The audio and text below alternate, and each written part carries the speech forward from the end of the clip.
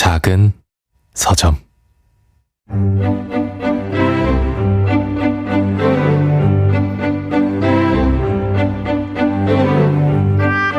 안녕하세요.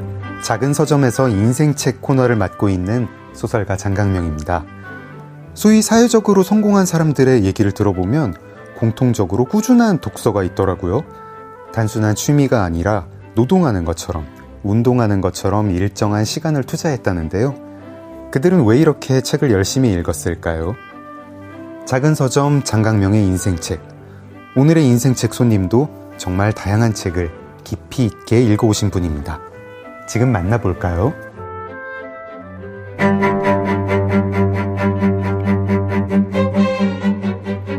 어린이라는 세계로 큰 사랑을 받은 김소영 작가는 독서 교육 전문가입니다. 10년 넘게 어린이 책 편집자로 활동하며 어린이의 세계에 깊이 매료되었고, 어린이와 더 가까이서 호흡하고 싶다는 마음으로 독서교실을 열었는데요.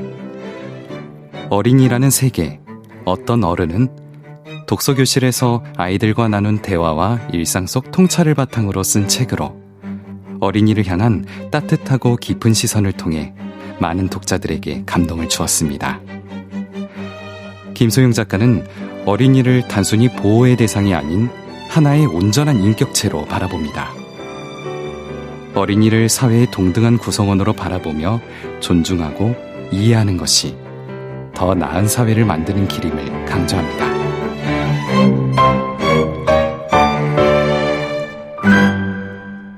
김소영 작가님 어서 오세요. 반갑습니다. 안녕하세요. 김소영입니다. 불러주셔서 감사합니다. 저 모실 수 있어서 너무 영광입니다. 네. 지금 이제 성우 목소리로 작가님 소개가 네. 나갈 때 막 너무 너무 부끄럽고 강연 같은 데서도 앞에서 진행하시는 네. 분들이 이렇게 읽어주시잖아요. 아시겠지만 네. 그 숨어 있고 싶어요. 그런 거 네. 제발 안 했으면 좋겠어요. 저도 부끄러워가지고 장강명 작가는 이렇게 얘기할 때 뭘 사랑을 받았고 이러면 도망가고 싶습니다. 하지만 그래도 이렇게 사랑하니까 불러주셨겠죠 하는 마음으로 씩씩하게 걸어왔습니다. 네. 너무 좋습니다. 네. 저도 섭외 과정에서 이 작가님은 도대체 어떤 분이실까? 왜냐하면 이제 섭외 과정에서 주고받은 메시지를 보면서 하면서 되게 궁금했었습니다. 네. 저희가 보통 이제 게스트를 섭외할 때 인생책을 3권 골라달라고 요청을 드리죠.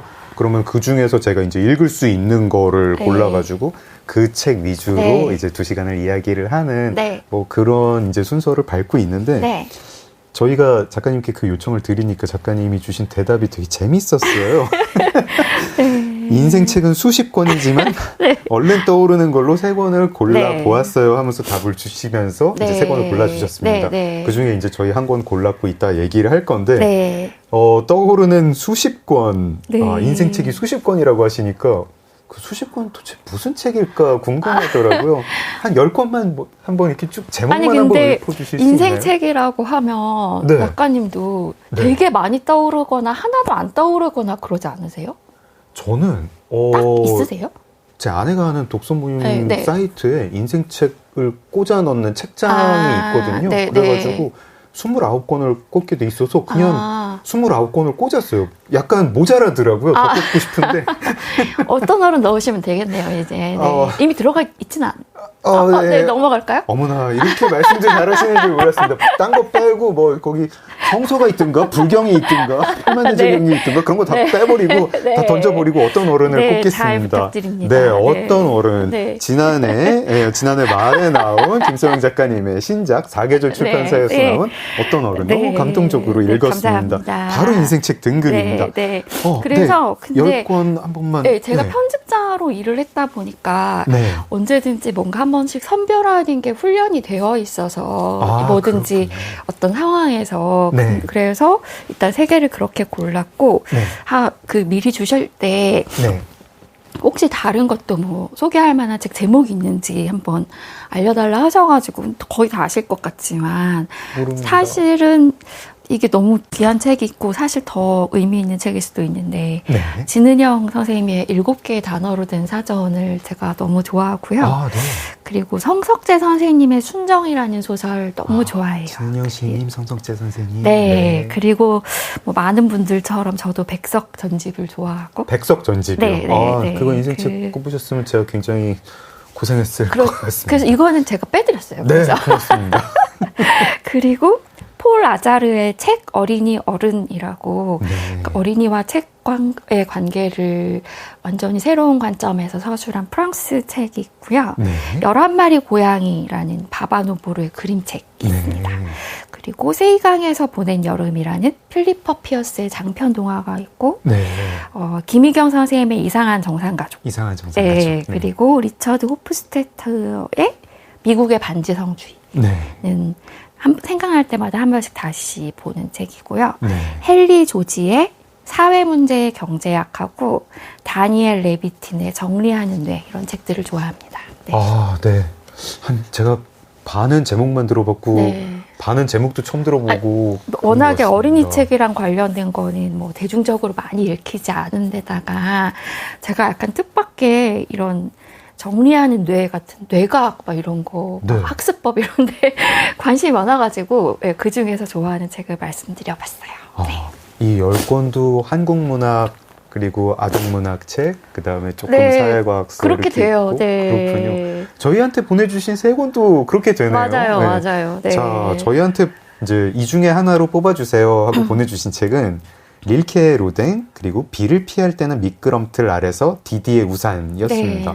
이 중에 뭐가 한국문학이고 뭐가 아동문학이고 뭐가 좀 이문서인지는 작가님께 여쭤보겠습니다. 저희가 할 책은 릴케 로댕인데요. 나머지 2권 한번 설명 부탁드려요. 사실은 그 동화 중에서는 정말 고르고 골랐는데 비를 피할 때는 미끄럼틀 아래서라는 이렇게 생긴 책이 있어요. 책 표지도 예쁘죠.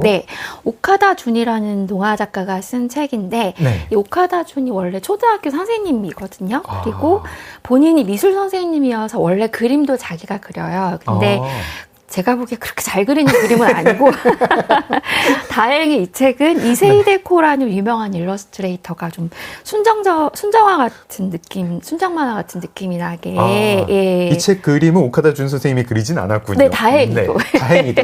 아니 뭐 귀엽긴 한데 어쨌든 이 책에는 딱 알맞은 그림인 것 같아요. 근데 이게 한 마을 아이들이 방학 숙제로, 그러니까 여름 방학 숙제로 그 마을에 사는 서로 다른 학년의 아이들끼리 모여서 놀고 오는 게 숙제인 거예요. 그러니까 좋은 숙제입니다. 네, 되게 좋은 숙제인데 애들끼리는 너무 불편하고 하기 싫은 숙제죠. 그래서 억지로 노는 거예요. 벌써 그게 너무 귀여운데 그때 갑자기 비가 와서 정말 이렇게 미끄럼틀 아래에 비어있는 이 틈으로 애들이 갑자기 숨어 있는 거예요. 근데 저 멀리에 아마모리 아저씨라고 동네에 약간 괴짜 같은 아저씨가 한 명 지나가는데 얘네들이 한 명씩 돌아가면서 사실은 나 저 아저씨랑 조금 이상한 일 있었어. 그러면서 그 아저씨 덕분에 일어난 약간 신비로운 이야기들을 하나씩 풀어놓는 거예요. 현실인지 아닌지 헷갈렸는데 네가 말하는 거 보니까 그럼 내가 겪은 것도 맞나 봐. 이런 식으로 서로 맞춰가는 거죠. 그 아저씨의 정체를 찾아가는 이야기입니다. 여기에 실려있는 이야기들이 다 제가 딱 좋아하는 판타지인 게 저는 솔직히 뭐 해리포터나 이런 종류의 판타지보다 약간 잘하면 이루어질 것 같은 판타지가 좋거든요.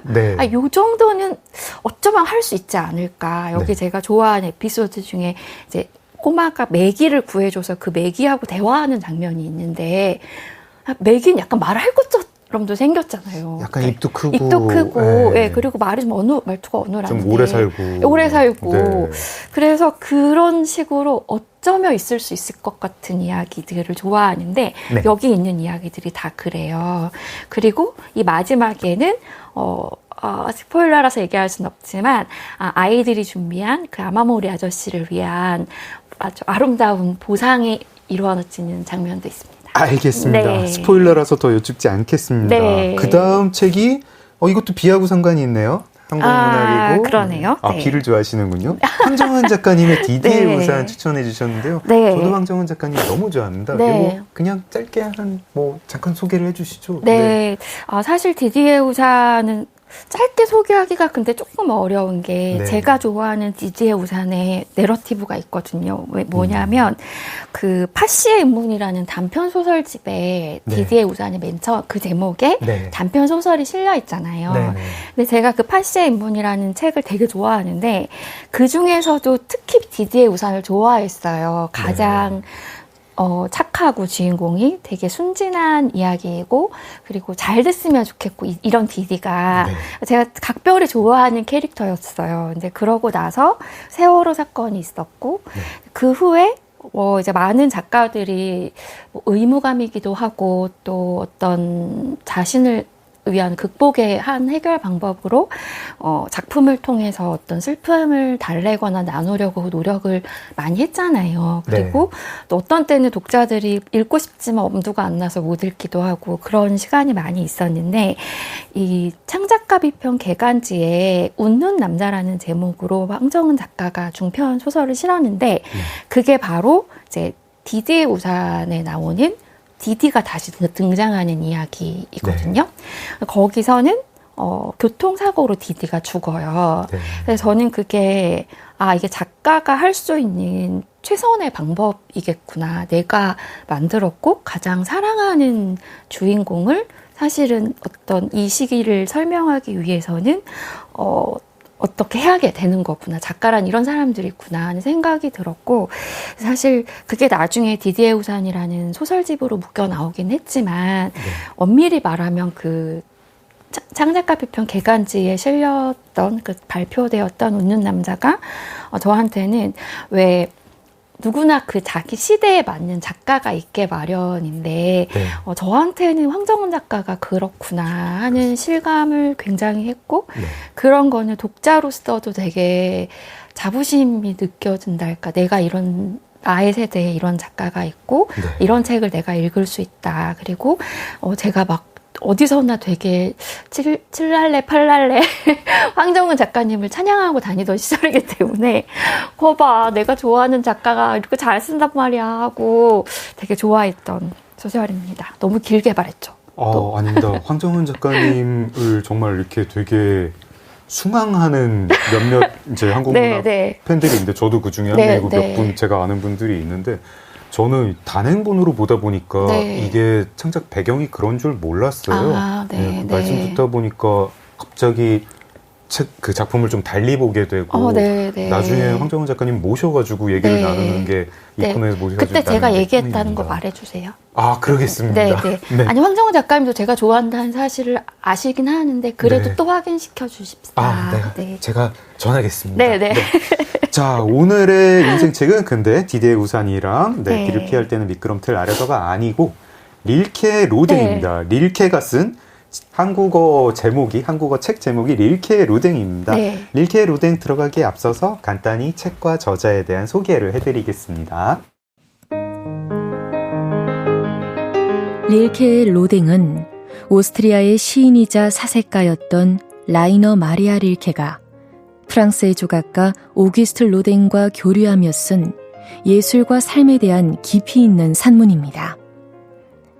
릴케가 젊은 시절 자신이 흠모하던 조각가 오규스트 로댕을 만나 직접 조수로 일하며 보고 듣고 느낀 것들을 기록했는데요.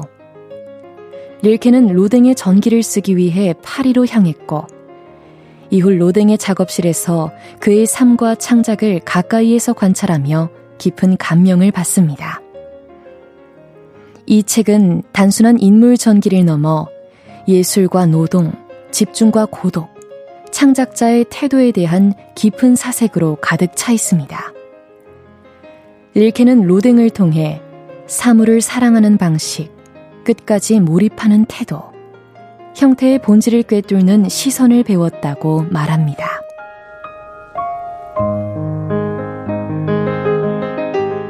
라이너 마리아 릴케는 오스트리아에서 태어난 시인이자 산문가로 주로 독일어로 작품을 썼습니다. 감성적이면서도 형이상학적인 언어로 인간의 내면과 예술, 존재의 의미를 깊이 있게 탐구한 그의 작품은 오늘날까지도 많은 이들에게 영감을 주고 있습니다. 릴케는 젊은 시절부터 다양한 유럽 도시를 떠돌며 글을 썼는데 특히 파리 체류 중 프랑스 조각가 오기스트 로댕과의 만남은 그의 예술관에 큰 전환점을 가져왔습니다. 이 시기의 경험은 그의 대표작 오기스트 로댕과 말테의 수기, 그리고 이후의 사물시로 이어집니다. 릴케는 생애 마지막까지 시인의 언어를 완성하기 위해 고독 속에서 살아갔으며 1926년 백혈병으로 스위스에서 세상을 떠났습니다. 존재를 시로 사유한 철학자 릴케가 남긴 메시지는 여전히 많은 사람의 마음에 남아 있습니다. 당신 삶의 모든 것을 사랑하라. 심지어 해결되지 않은 것까지도.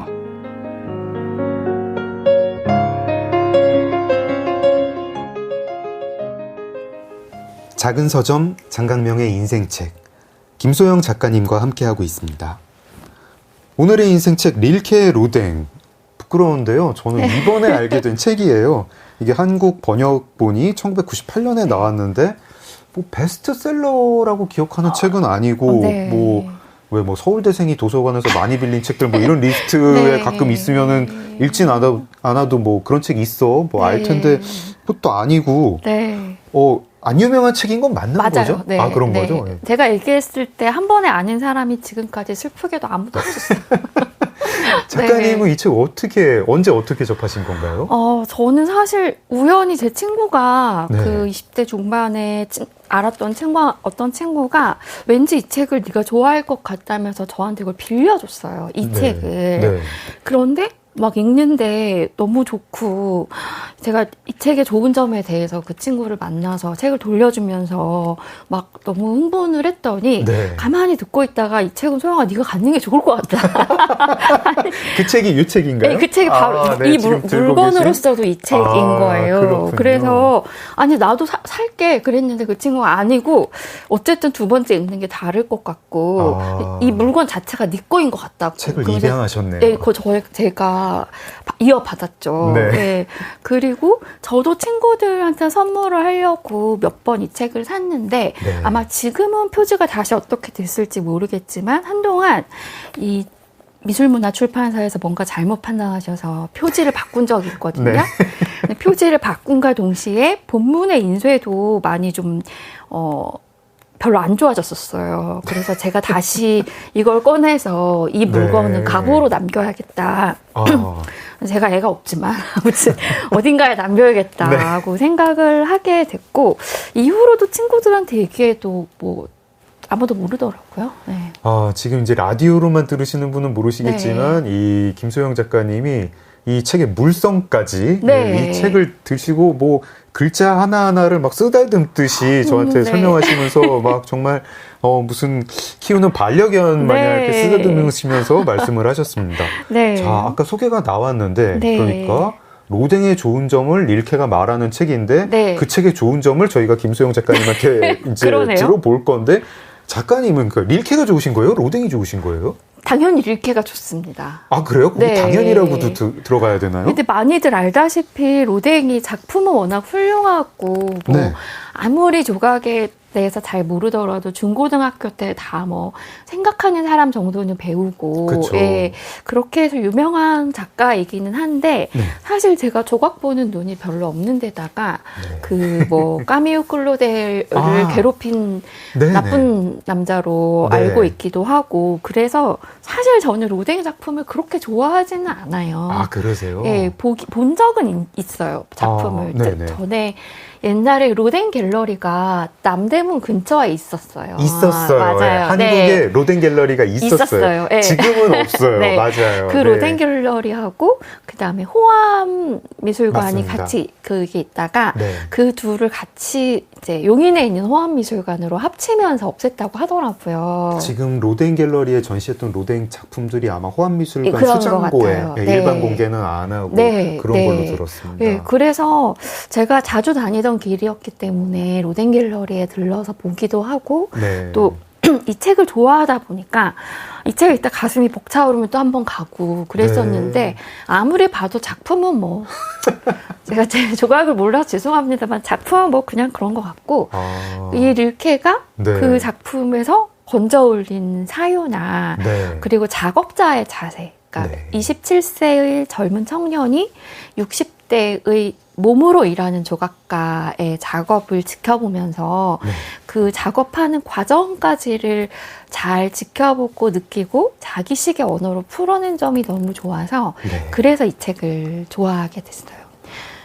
사실은 제가 그 세 권을 보낼 때 아마 이제 비를 피할 때는 미끄럼틀 아래서를 하시리라 생각을 저 혼자는 했어요. 왜냐하면 아무튼 동화이기도 하고 또 제가 어린이랑 관련된 일을 하니까 너무 뻔한가 하면서도 그래도 설마 릴케 로댕은 아니겠지 생각했거든요. 아니 뭐 세 권 중에 아무거나 한 권 해도 괜찮다고 하시지 않았나요? 아니 근데 그러면서도 마음속으로 그러니까 사실은 제가 이게 제 인생의 책이라는 걸 처음 말하는 거예요, 지금. 그러니까 보통, 이렇게 막 쓰다듬었던 그 책. 네, 보통 저한테 책을 추천해달라는 얘기 되게 많이 듣는데, 어린이 책이든, 뭐 청소년 책이든, 이론서든 이런 거를. 근데 한 번도 제 인생의 책이 뭔지, 저를 바꿔놓은 책이 뭔지를 그런 질문을 받은 적이 그러고 보니까 없었고, 이건 약간 사적인 영역에서 좋아하는, 그러니까 어디 가서 무슨 책은 읽으면 동화에 대해서 알게 된다거나 그림책에 대해서 알게 된다거나 그런 이야기는 많이 했어도 이 책을 소개할 기회는 없었고 또 마침 뭐 인생의 책이라고 했을 때 떠올라서 쓰긴 했지만 떨어지겠지. 나중에 생각해보니까 이 릴케 로댕으로 하시겠다고 해서 장 작가님이 굉장히 나를 미워하고 미워하시겠구나. 저는 작가님 말씀 들으면서 저희 이제 KBS 작은 서점, KBS 라디오 작은 서점 인생책 코너를 정말 잘 만들었다. 저희 PD님이 아이디어를 주셔가지고 이제 기획이 돼서 만든 건데 역시 누군가한테 책을 좋아하는 누군가한테 당신의 인생책이 뭐냐라고 여쭤보면은 정말 이렇게 격한 반응이 나오고 그리고 그 사람의 어떤 되게 깊숙한 곳으로 우리가 들어갈 수 있다는 생각을 했어요. 좋은 프로그램이고 저희가 그리고 정말 뭔가 버튼을 누른 것 같습니다. 저를 버튼을 딱 고르신 거죠. 제가 눌렀는데 버튼이 눌린 게 이제 작가님도 눌리셨지만 저도 눌렸죠. 저는 왜 눌렸냐면 세 권 중에 저도 사실은 비를 피할 때는 미끄럼틀 아래서랑 릴케 로댕 놓고 이거 둘 다 너무 재밌겠는데 하다가 약간 릴케 로댕 이제 인터넷에서 검색해 보니까 지금 생각해 보면 맞는 요약이긴 해요. 맞는 요약이긴 한데 무슨 말인지 알아요. 나오면은 맞아요. 뭐 라이너 마리아 릴케가 20세기 최고의 시인 중 한 명인데 이 사람이 20대에 당시에 엄청난 유명한 조각가인 근대 조각의 아버지인 60대 로댕을 만나가지고 친구가 됐어. 릴케가 심지어 로댕의 비서도 했어. 둘이 스승이랑 제자야. 근데 친구야. 그리고 예술가 동지야. 그래가지고 릴케가 로댕의 완전 그냥 광팬인데 김수용 작가님이 황정은 작가님의 광팬이시듯 광팬인데 그래가지고 분기탱천해가지고 로댕 예술 비평론을 썼어. 그게 릴케 로댕의 일부야. 그리고 그걸로 부족해가지고 강연도 다녔어. 곳곳을 다니면서 강연을 다니면서 로댕 작품 이렇게 좋습니다. 그래가지고 그 강연을 또 이렇게 녹취를 해가지고 그걸로 그걸 원고로 만들어가지고 그게 2부야. 그래가지고 이 1, 2부가 합친 게 릴케의 로댕이야. 그러니까 들으니까 너무 재밌는 거예요. 이 나이를 뛰어넘은 분야도 다른 두 예술가의 불꽃 튀는 뭐가 있겠구나. 게다가 또 그 둘 관계가 그렇게 많이 알려지지 않았기 때문에 로댕도 알고 릴케도 알지만 그런 식으로 연결이 되나? 이런 생각을 이 책을 읽기 전엔 저도 몰랐거든요. 심지어 릴케가 로댕의 제자랑 결혼했더라고요. 네. 아주 그냥 알차게 작업도 하고 사랑도 이루고 그렇게 사랑했다는 부인을. 그렇죠. 성덕인데 청취자분들 어떠세요? 이렇게 소개를 해드리면 이게 맞는 소개일까요? 맞는 소개인데요. 책을 그래가지고 제가 읽으면서 재밌겠는데? 이 책 읽으면서 얘기해야지. 릴케도 얘기하고 로댕도 얘기해야지 하다가 책 읽다가 제작진한테 메시지를 보냈어요. 내가 이 책으로 하자고 했지? 그리고 김수용 작가님이 이제 당신을 미워하실 거라고 말씀을 하셨는데 조금 미워했어요. 이런 책을 추천을 되게 난감한 책이에요. 근데 청취자분들이 오해하지 않으셨으면 좋겠는 한 가지는 그러니까 이 책에 대해서 말하기는 되게 난감한데 읽기는 너무 매력이 좋아요. 있고 한번 읽기 시작하면 그러니까 별로 진입 장벽이 높지 않은 채로 그리고 푹 잠겨가지고 못 나오게 되는 그러니까 이야기가 다 끝날 때까지 그런 책이죠.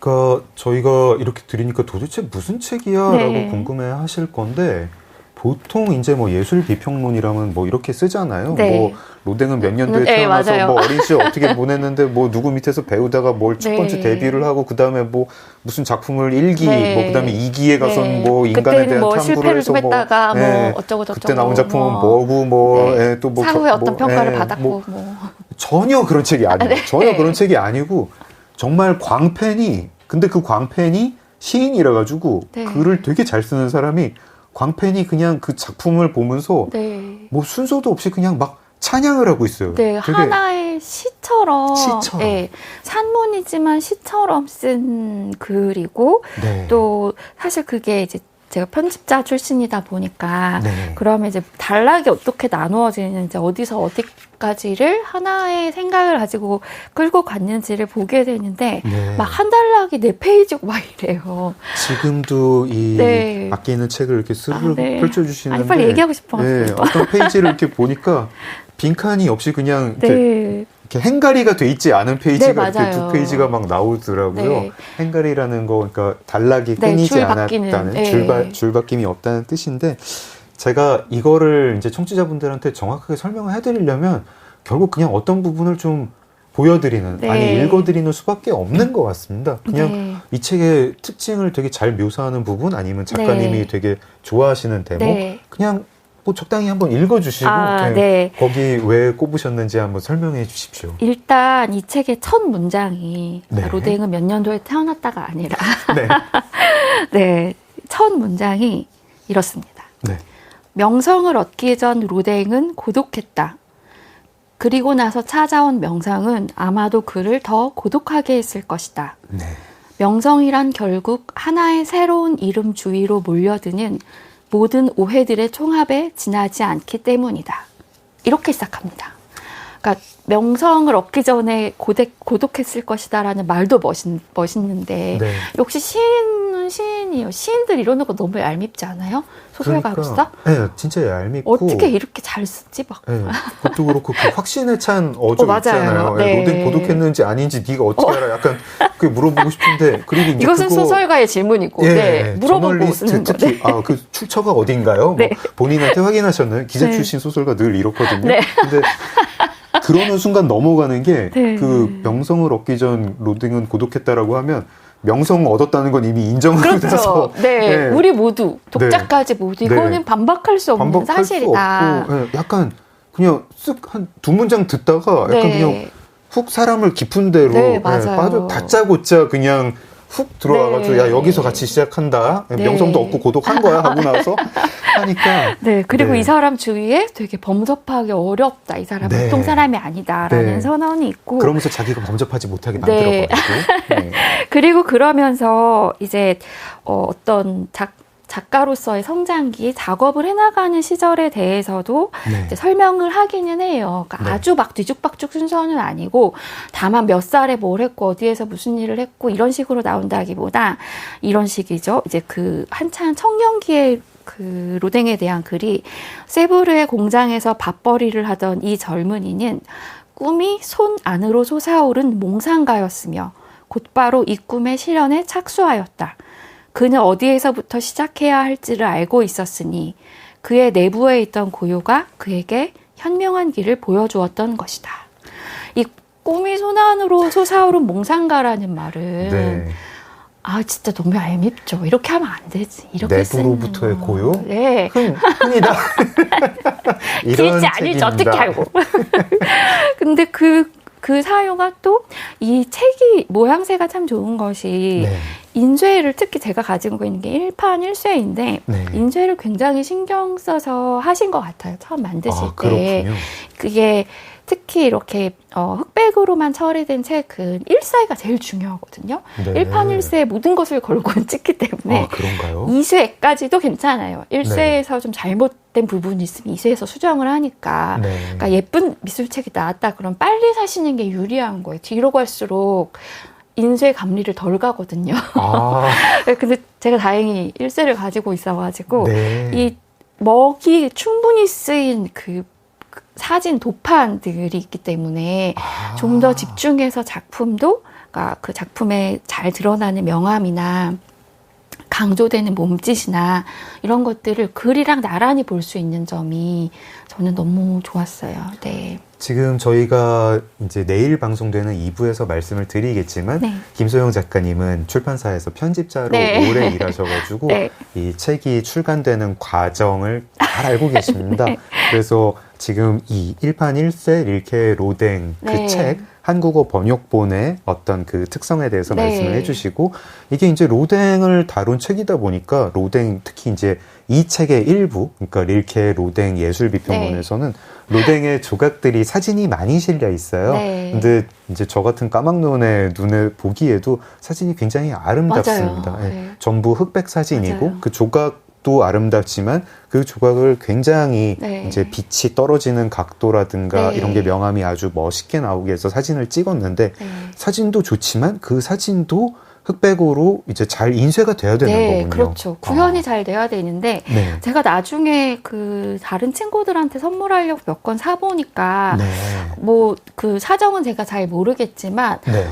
제 생각에는 충분히 까맣지 않았어요. 그러니까 먹이 너무 얕게 들어간 느낌이었어요. 제 눈에는. 그래서 지금 작가님이 다행이라고 생각했어요. 네. 지금 작가님이 보여주신 사진이 제가 읽은 거하고도 확실히 네. 다른 것 같아요. 좀 예, 흑백의 대비가 네. 더 강렬한 게 느껴지고. 바로 이런 게 책의 진짜 멋진 점인 것 같아요. 물론 그렇군요. 어떤 때는 뒤로 갈수록 더 개정 증보가 잘 되어서 네. 볼거리가 있는 경우도 있지만 네. 또 사실 이게 이제 청취자분들께는 보여드리기가 어렵지만 당시 저는 이 책을 좀 이따 얘기하게 될 것 같은데 이제 출퇴근길에 지하철에서도 수십 번을 다시 읽었거든요. 네. 근데 읽을 때마다 너무 좋은 부분이 나오면 차마 밑줄을 못 치겠는 거예요. 이 책을 상하게 하는 것 같아서 네네. 제가 감히. 그래서 그냥 포스트잇을 메모지를 옆에다 붙였거든요. 네. 그것도 튀어나오지도 않게 네. 사실은 그냥 그 옆 근처에다 표시만 해놓는 수준으로 했어요. 네. 근데 이게 저에게 특별히 울림을 주었던 건 아마 이 대목 때문에 제가 출퇴근길에 이 책을 읽게 된 것 같은데요. 네, 소개해 주십시오. 네, 이거는 코 깨진 사내라는 로댕이 처음 만든 미술 초상에 대한 글이에요. 네. 그런데 이 코 깨진 사내에 대한 묘사 자체도 아름답지만 이런 작업을 할 때 이 작업자의 자세에 대해서 묘사한 부분인데요. 네. 여기서 말하는 그는 물론 로댕입니다. 네.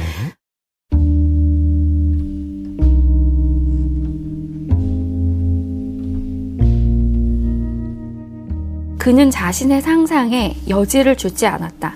꾸며내지 않았다.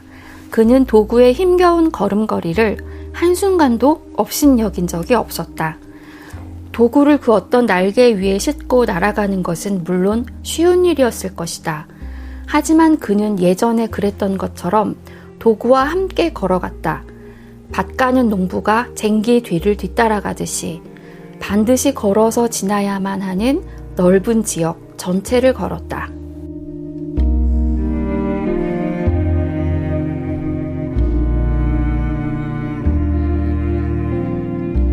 이 부분이거든요. 네. 저는 이 넓은 지역 전체를 걸었다라는 문장이 너무 좋아서 네. 책 앞에도 이렇게 따로 붙여놨고 지금 이제 책 앞에 속지를 보여주고 네. 계시는데 이 문장을 적으셔서 포스트잇으로 붙은 네. 부분을 보여주고 네. 계십니다. 그리고 처음 새내기 직장인으로 생활할 때였는데 20대 중반이었으니까 네. 이 부분을 이제 프린트를 해서 워드로 프린트를 해서 책상 앞에 붙여놓고 일을 했거든요. 네. 근데 그때는 누구나 그렇듯이 과연 내가 이 직업을 선택한 게 잘한 걸까? 뭐 어린이 책이라고 하면 사람들이 잘 알지도 못하고 네. 제가 어린이책 편집자라고 그러면 애들이 가만히 듣고 있다가 네가 그림을 그리는 거야? 너 그림을 그렇게 이런 식의 이야기를 듣곤 했거든요. 네. 2부에서 저희가 그 얘기 많이 들어야겠네요. 네. 네. 근데 어쨌든 당시에는 제가 그런 걸 잘 몰랐었기 때문에 저 자신의 일에 확신도 없었고 되게 조급하고 빨리 막 특히 그때가 더 막 틀린 길로 가기 싫고 정석으로 가서 성공하고 싶고 막 그런 생각을 하던 때였는데 이 부분을 읽으면 네. 아니 로댕도 밭을 갈듯이 쟁기 뒤를 따라갔다는데 나 따위가 뭐라고 술수를 쓰나 하는 마음으로 다시 마음을 좀 가다듬고 그 일이 제가 하려는 일이 사무적인 일이든 뭐 어떤 창조적인 일이든 간에 언제나 좀 성실하고 겸손하고, 여기서 겸손하다는 건 제가 잘했는데 깎아내리는 게 아니라, 그러니까 일은 내가 한 만큼만 돌아온다라는 걸 잊지 않고 어떤 일을 하든지 간에 이 자세를 갖고 있어야겠다라고 생각하는 계기가 된 책이죠. 네. 지금 청취자분들 약간 어떤 책인지 감이 잡히셨을까요? 그러니까 로댕에 대해서 릴케가 썼는데 막 분석적으로 쓰지 않고. 아니, 왜 이렇게 불만스럽게 말씀하세요? 그냥 이제 릴케가 얄미워서 그러죠, 지금. 깎는 척하면서 띄우는 소심한 남자들이 원래 이렇게 좀 이렇게 틱틱거리면서 완전히 약간 이제 좀 약간 저희 이제 아버지 쪽으로 경상도셔가지고요. 틱틱거리면서 뭐 볼 거 없지만 하면서 툭 던져주시는. 그렇죠. 저 정말 한달음에 읽었습니다. 읽으면서 되게 어떻게 소개하지 이런 생각이 있으면서 한달음에 읽으면서 일단 문장이 되게 쉽습니다. 어렵지 않아요. 맞아요. 어렵지 않아요. 쉽고 막 우리가 예술비평서 읽을 때 막 뭔 말이야 무슨 이론에 따르면 뭐 아도르노에 따르면 뭐 어쩌고 하는 그런 거 없고 아무 배경 지식 없어도 심지어 뭐 조각이나 미술에 대한 배경 지식 없어도 읽을 수 있고 로댕의 작품뿐 아니라 로댕의 삶에 대해서도 이렇게 찬양 일색이긴 하지만 저희가 그래서 읽으면서 굉장히 이상한 감흥을 받아요. 김소영 작가님처럼 나도 넓은 지역을 천천히 걷는 그런 사람이 되겠다. 내가 좀 내부가 고요할 때 내 손 안에 어떤 꿈이 떠오를까 이런 생각하면서 되게 기묘한 감흥을 받게 하는 책입니다. 사실 시인으로서의 릴케는 저는 그렇게까지 감동을 받은 적이 별로 없는 것 같아요. 왜냐하면 참 되게 이렇게 얘기하니까 릴케께 너무 미안한 마음이 사실 이제 깎아내리는 건 이제 작가님이 하시는 거 같은데 괜찮은 거죠? 뭐 릴케가 본업이 시인인데 근데 제가 그 생각을 해보니까 이게 독일어를 번역할 때 문제도 있는 것 같아요. 그러니까 시는 번역된 시를 읽기가 더 아무래도 감흥이 줄어들잖아요. 더군다나 이제 서양의 언어인 경우에는.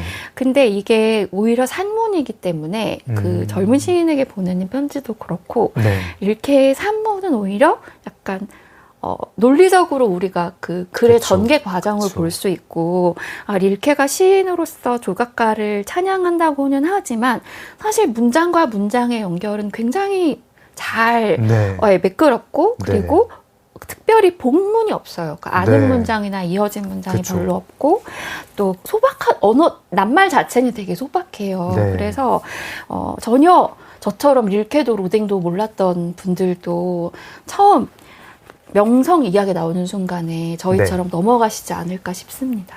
자, 여기서 잠깐 음악 한 곡 듣고 갈까요? 릴케의 로댕 굉장히 이상하면서 아름다운 책인데 어울리는 곡 한 곡 추천해 주세요.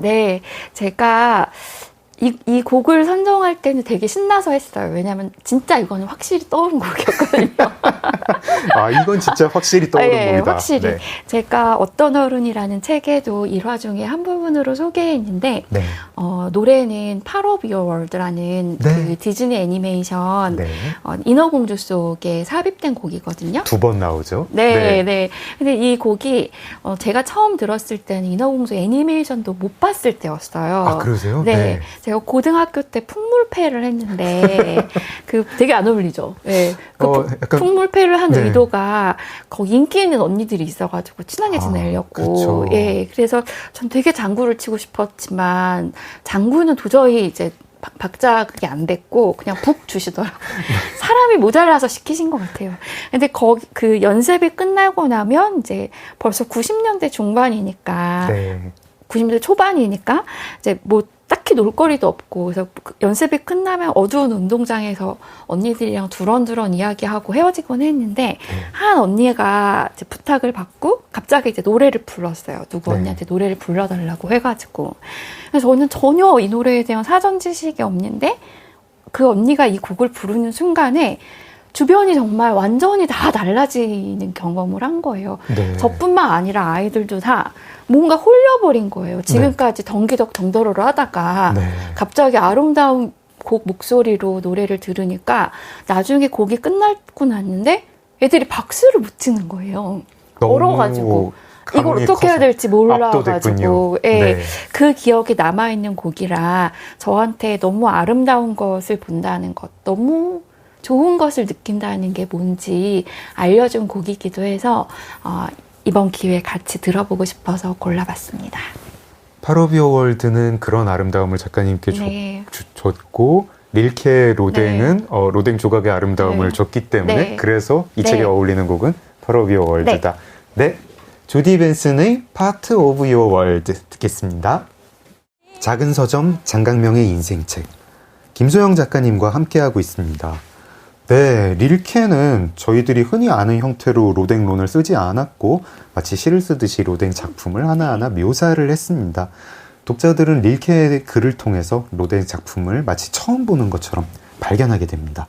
저희도 릴케처럼 저희의 눈으로 로댕 작품 하나 정도 얘기해볼까요? 뭐 로댕 안 좋아하신다고 하셨지만 뭐 네. 어떻습니까? 저희 뭐 제일 유명한 거 뭐 생각하는 사람 네. 잠깐 얘기해보겠습니다. 그래도 릴케의 로댕인데 릴케만 그렇죠. 얘기할 수는 없으니까 그렇죠. 네, 로댕 좀 얘기해야죠.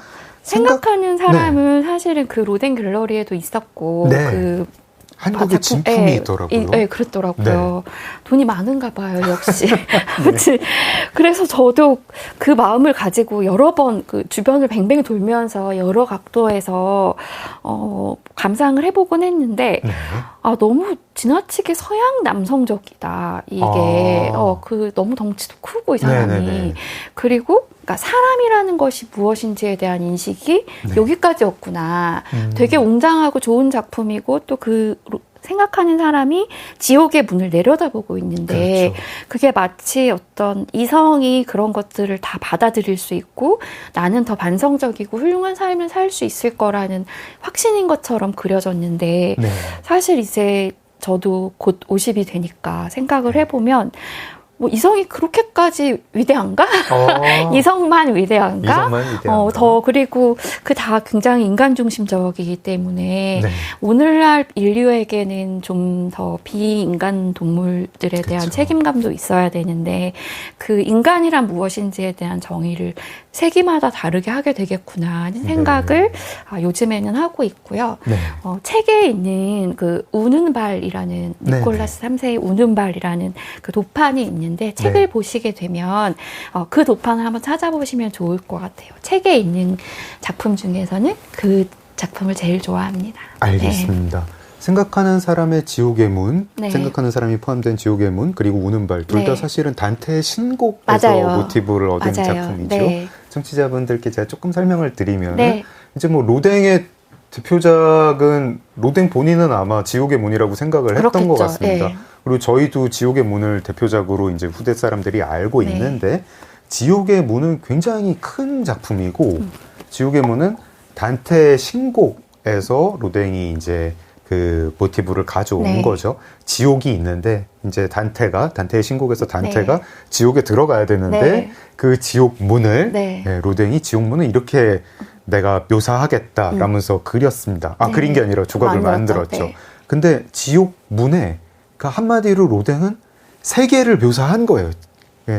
온갖 세계를. 세계를 묘사를 하고 세계가 이렇게 고통스럽고 경악스러운 곳이다라고 해놓고 지옥 문 안이 아니라 지옥 문 위에서 지옥 문을 내려다보는 어떤 존재를 이제 말하자면은 지옥의 문에 이제 어떤 그 자기의 작품의 핵심 존재로서 어떤 존재를 했는데 남자. 남자고 생각을 하는 남자. 이렇게 덩치도 되게 크고. 근육질. 근육질에. 그러니까 사람들이 생각하는 사람이라고 알고 있는 조각상은 그냥 이렇게 고개를 숙이고 생각하는 모습이지만 그게 사실은 내려다보고 있는 장면이라는 거죠. 아마도 로댕은 20세기 초에 활동했던 조각가로서 뭔가 이성의 힘 이런 게 뭐 제일 위에 있다고 생각하지 않았나 하는 서양 남자의 어떤 이성의 힘이라는 게 이 세계를 내려다 봐야 반장할 된다. 수 있다 내가. 뭐 저는 이제 뭐 미술 무지렁이인데 그 지옥의 문을 보고 왜 생각하는 사람이 저 위에서 제일 핵심적인 누구나 눈길이 가게 지옥문 위에 있는 존재로 저렇게 돼 있을까 하는 생각을 지금 얘기를 하다 보니까 그런 생각이 드네요. 그리고 만약에 21세기에 우리가 지옥의 문을 새로 만들어야 된다면 네. 거기에 꼭 생각하는 남자가 있어야 될까? 네. 그 지옥의 문 위에 네. 모든 세기마다 우리가 지옥의 문을 뭐 이렇게 내려다보는 존재, 뭐 업신여긴 존재는 아니겠죠. 네. 지옥의 문에 대해서 뭔가 숙고하는 존재이기는 하죠. 예. 네. 제가 한번 갑작스러운 질문을 드려볼까요? 네. 지금 21세기 2025년에 네. 여전히 세상이 어렵습니다. 네. 어렵고 인생사가 고행입니다. 네. 지옥의 문을 우리가 다시 만든다면 네. 지옥의 문 위에 뭘 올려놓고 싶으세요? 어떤 존재를?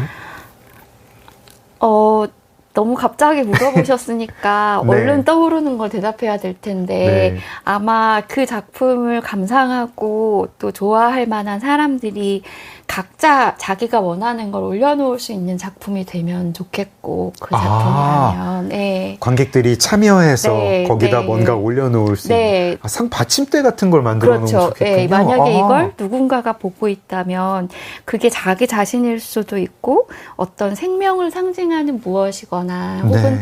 자기 안에 어떤 영성 같은 게 있는 사람이라면 그것을 구체화한 형상화한 무엇이 될 수도 있을 것 같은데요. 거울을 올려놓을까요? 뭐 그럴 수도 있겠죠. 그런데 저는 저희 강아지를 올려놓을 것 같아요. 사실은 강아지가 먼저 떠올랐기 때문에 앞에 말을 지어냈어요, 지금. 이렇게 하면 나는 강아지 올려야지, 이렇게. 순발력이 굉장히 뛰어나십니다. 네. 네, 저도 그러지 않으면 어린이를 대할 수가 없습니다. 네. 저도 여쭤보면서 고양이를 올려놓을까? 봐요. 네, 왜 고양이인지 모르겠고 네. 그냥 고양이가 높은 거 좋아하지. 일단 뭐 이렇게 한 다음에 문 위에 이제 그 이유를 갖다 이유를 붙이는 갖다 게 붙이는 우리 게. 같은 산문 쓰는 사람들이 네, 하는 일이죠. 네. 네. 일단 뭐라고 얘기를 네. 해놓고 논리를 뭐 얘기 나중에 이제 갖다 붙이고 또 논리 없이 넘어가진 않아요. 네, 그럼요. 있어야 돼요. 안 그럼 막 제가 찜찜하니까. 찜찜하니까 편집자로서 네. 찜찜하고 산문 작가로서 그럼요, 찜찜하니까 그럼요. 네. 릴케도 얄밉고 로댕도 얄밉습니다. 네. 생각하는 사람은 뭐 생각하고 있을까요? 급습 질문을 드립니다. 아. 생각하는 사람은 뭐 생각하고 있을까요? 그 사람은 사실 자기는 거기 안 들어갈 거라고 생각하고 있을 것 같아요. 나는 지옥이 이런 곳이니까 나는 아마 저런 걸 다 피하면 안 들어갈 수 있을 것 같다. 그러니까 뭔가 그런 고통의 순간조차도 자기가 뭘 배우는 어떤 도구로 삼는? 네. 왜 이렇게 미워하죠, 제가? 생각하는 사람을. 그러고 보니까, 말하다 보니까 그랬네요. 아무튼 그런 것 같아요. 네. 저희 사실 지옥의 문 그리고 이제 지옥의 문의 일부인 생각하는 사람을 뭐 이렇게 해석하는 게 뭐 네. 맞는지 틀리는지도 네. 저는 모릅니다. 네. 저는 뭐 예술 비평도 모르고 미술도 네. 모르기 때문에 근데 지옥의 문이라는 웅장한 작품과 생각하는 사람이라는 굉장히 이제 보면 뭔가 강렬한 기분이 그쵸. 듭니다. 예, 네. 근육이 막 울퉁불퉁 네. 해가지고 뭐 진짜 뭐 강렬하게 뭔가 생각하고 있구나. 뭐 사실 네. 그 주먹이 되게 뭘 때릴 수도 있을 만큼 되게 묵직한 주먹이잖아요. 뭐 사실은 이제 저는 그렇게 묘사를 하는데 이제 릴케 수준이 되면은 네. 막 몸 전체가 두개골이다. 맞아요. 뭐 예. 또 그렇게까지 말해. 형상들과 그 모든 위대함과 경악을 보고 있다. 뭐 형상들과 사상의 무게를 지고 있다. 생각하는 사람은 자기 내부의 중력을 지니고 있다. 결국은 제가 느끼는 맞아요. 거랑 같은 거죠. 뭐 강렬하게 생각하고 있다. 같다고요? 아닌가요? 그러고 있는데 그건 모르겠지만 근데 그 표현은 정말 탁월하죠. 몸 전체가 두개골이라는 것은 당시의 그 작품과 시대 정신과 릴케가 보고 느낀 것을 연결해서 생각할 때는 엄청난 표현인 것 같아요. 네, 의외로 생각하는 사람이 진품이요. 비행기를 타고 가지 않아도 네. 한국에서 볼 수 있으니까 네. 뭐 검색하시면 금방 나올 거예요. 네. 생각하는 사람 진품 보는 법. 네. 네, 의외로 기차로 네. 그냥 육상 교통편으로 볼 수 네. 있습니다. 원래 이제 그런 주조품은 진품이 여러 개라고 합니다. 있는데요. 저희는 생각하는 사람들 이야기는 여기서 마치고 네, 릴케 로댕 이야기도 여기서 조금 마무리하고요. 네. 이제는 김소영이라는 사람책 이야기를 네. 다음 날 내일 2부에서 이야기를 해보겠습니다. 작가님 이거 1부 어떠셨습니까? 너무 재밌었어요. 제가 너무 얘기 많이 한 것 같아요. 오면서 늘 아닙니다. 되게 장강명 작가님 목소리도 차분하시고 나도 되게 조용히 얌전히 열심히 교양 있게 하고 와야지 생각했는데 갑자기 책 읽기 시작하면서 발동이 걸려가지고 네, 무리를 일으켜서 죄송합니다. 책을 너무 아끼시더라고요. 되게 귀한 책인데 네. 옆에서 보는 것만으로도 감업합니다. 네. 김소영 작가님과 함께하는 시간 여기서 1부 마무리하고요. 내일 2부에서는 김소영 작가님이라는 사람 책을 읽어보겠습니다. 작가님 2부에서 뵙겠습니다. 감사합니다. 오늘 함께해 주신 작가님, 청취자 여러분 고맙습니다. 작은 서점 장강명의 인생책 오늘 문 닫겠습니다. 소설가 장강명이었습니다.